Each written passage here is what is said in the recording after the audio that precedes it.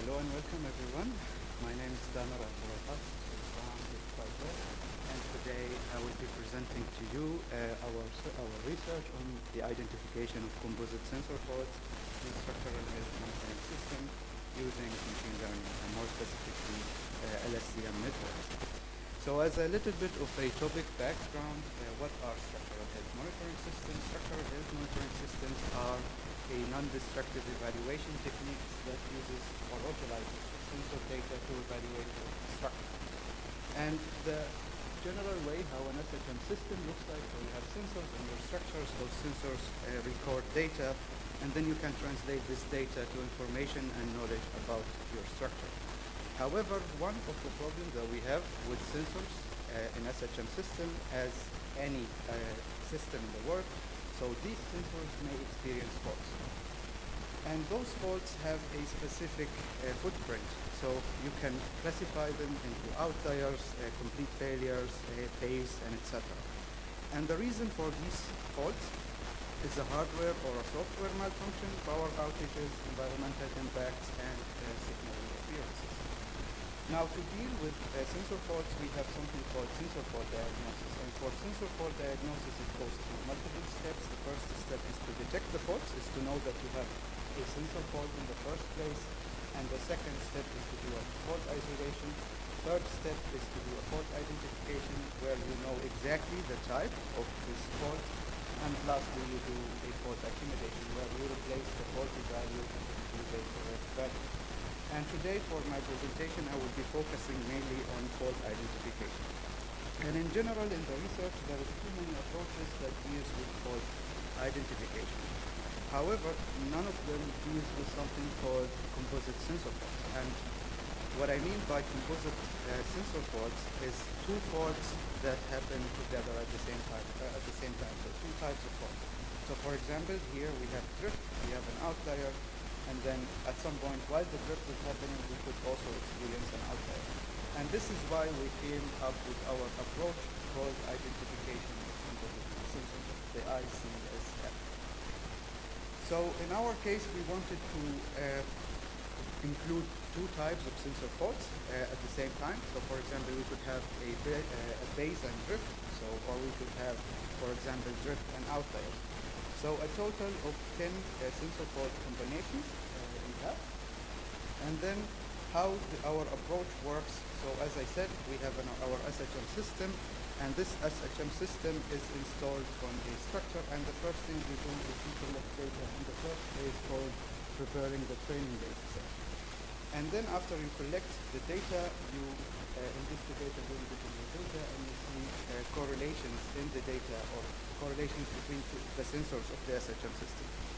Then afterwards, you inject faults, because we want to use machine learning, and in the case of machine learning, we need a lot of label data to train our models. And then afterwards, we split the data into training, validation, and testing data to train our models.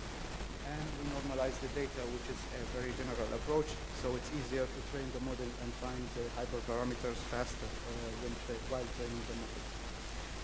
Then afterwards, we define the architecture of the model or machine learning model we want to use. And as I said, in our case, we want to use an LSTM classification model. And why LSTMs? The simple answer is LSTMs are a specific class of recurrent neural networks. However, they dealt with the problem of the vanishing gradient of recurrent neural networks. And similar to recurrent neural networks, they're really good in mapping relationship between time series data and classes.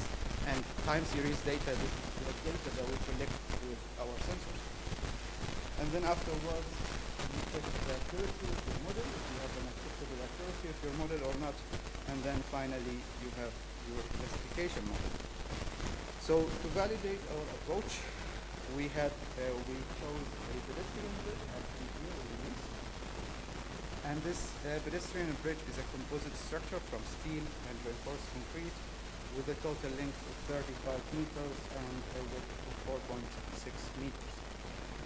Then we installed 4 accelerometers equally spaced at the pedestrian bridge with 7 meters in between.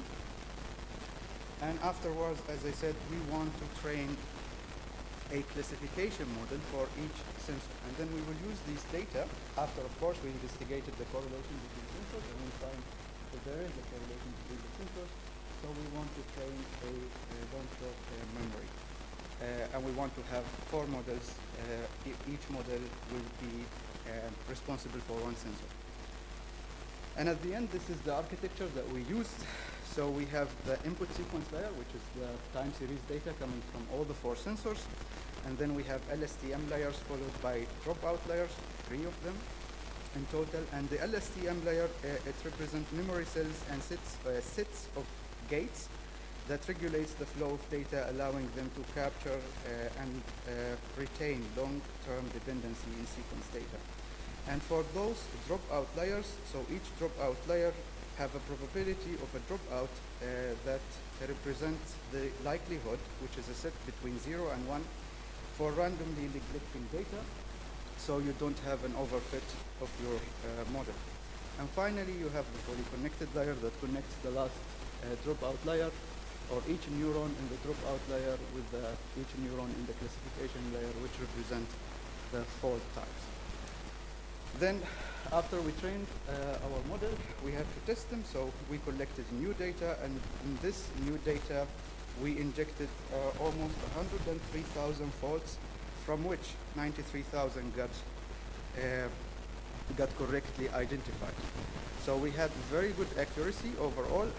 However, we had a low accuracy when it comes to faults that has outliers.